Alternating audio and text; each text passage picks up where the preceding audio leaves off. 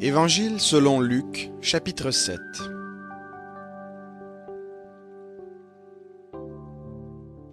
Après avoir achevé tous ses discours au peuple qui l'écoutait, Jésus entra à Capernaum. Un centenier avait un serviteur malade qui était sur le point de mourir et qui lui était très cher. Il entendit parler de Jésus et lui envoya quelques anciens des Juifs pour lui demander de venir sauver son serviteur. Ils arrivèrent auprès de Jésus et le supplièrent d'une manière pressante en disant : « Il est digne que tu lui accordes cela, car il aime notre nation, et c'est lui qui a bâti notre synagogue. » Jésus s'en allait avec eux, et n'étant guère éloigné de la maison, quand le centenier envoya des amis pour lui dire : « Seigneur, ne prends pas tant de peine, car je ne mérite pas que tu entres sous mon toit. C'est aussi pour cela que je ne me suis pas cru digne d'aller en personne vers toi. Mais dis un mot, et mon serviteur sera guéri. Car moi qui suis soumis à une autorité supérieure, j'ai des soldats sous mes ordres. Et je dis à l'un : va, et il va, à l'autre : viens, et il vient.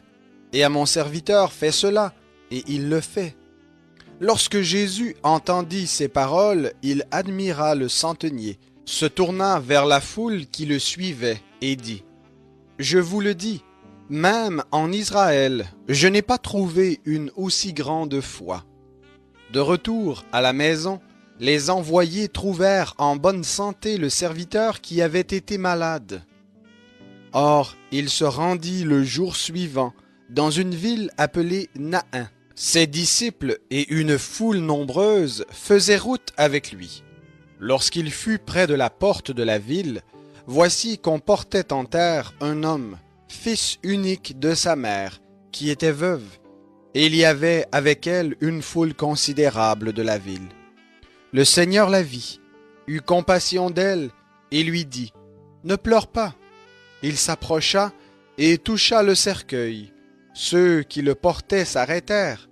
Il dit : « Jeune homme, je te le dis, lève-toi. » Et le mort s'assit et se mit à parler. Jésus le rendit à sa mère.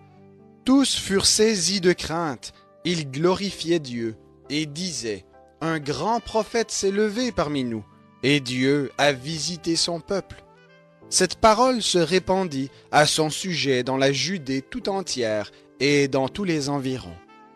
Les disciples de Jean lui annoncèrent tout cela. Jean appela 2 de ses disciples et les envoya vers le Seigneur pour lui dire : « Es-tu celui qui doit venir ou devons-nous en attendre un autre ?» Arrivés auprès de lui, ces hommes dirent : « Jean-Baptiste nous a envoyés vers toi pour dire : Es-tu celui qui doit venir ou devons-nous en attendre un autre ?»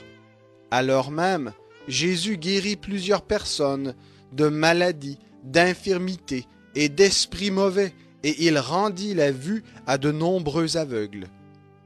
Et il leur répondit : « Allez rapporter à Jean ce que vous avez vu et entendu.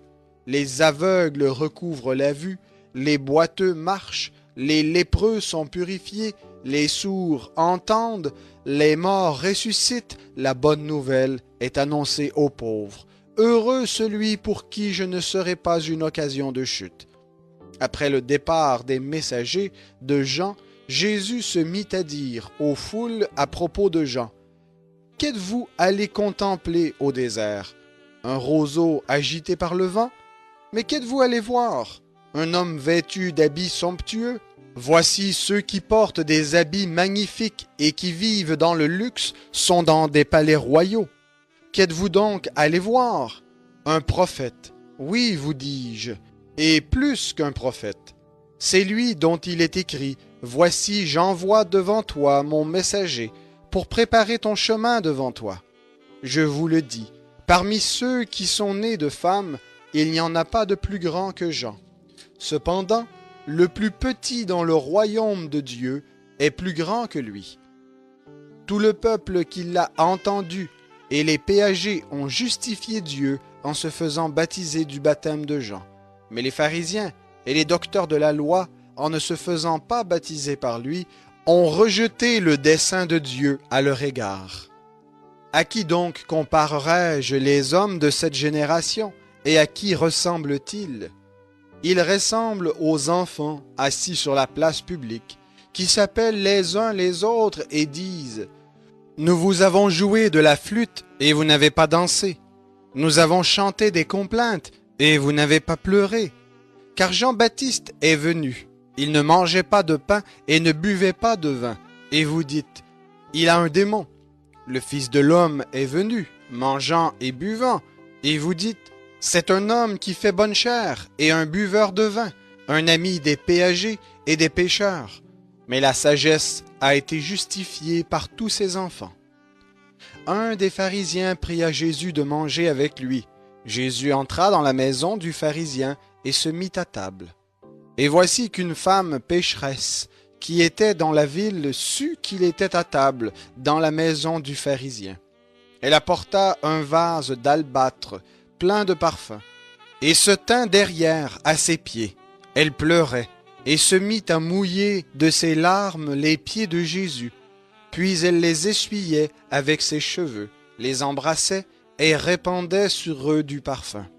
À cette vue, le pharisien qui l'avait invité dit en lui-même, « Si cet homme était prophète, il saurait qui est la femme qui le touche et ce qu'elle est, une pécheresse. » Jésus prit la parole et lui dit, « Simon, j'ai quelque chose à te dire. »« Maître, parle, répondit-il. » Un créancier avait 2 débiteurs.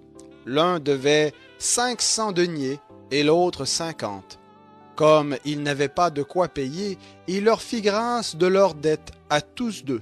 Lequel l'aimera le plus?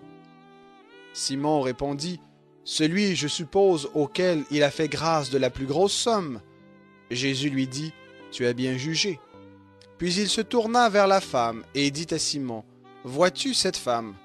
Je suis entré dans ta maison et tu ne m'as pas donné d'eau pour mes pieds, mais elle a mouillé mes pieds de ses larmes et les a essuyés avec ses cheveux. Tu ne m'as pas donné de baiser, mais elle, depuis que je suis entré, n'a pas cessé de me baiser les pieds. Tu n'as pas répandu d'huile sur ma tête, mais elle a répandu du parfum sur mes pieds. C'est pourquoi je te le dis, ses nombreux péchés sont pardonnés, puisqu'elle a beaucoup aimé. Mais celui à qui l'on pardonne peu, aime peu. » Et il dit à la femme, « Tes péchés sont pardonnés. » Ceux qui étaient à table avec lui se mirent à dire en eux-mêmes, « Qui est celui-ci qui pardonne même les péchés ?» Mais il dit à la femme, « Ta foi t'a sauvée. Va en paix. »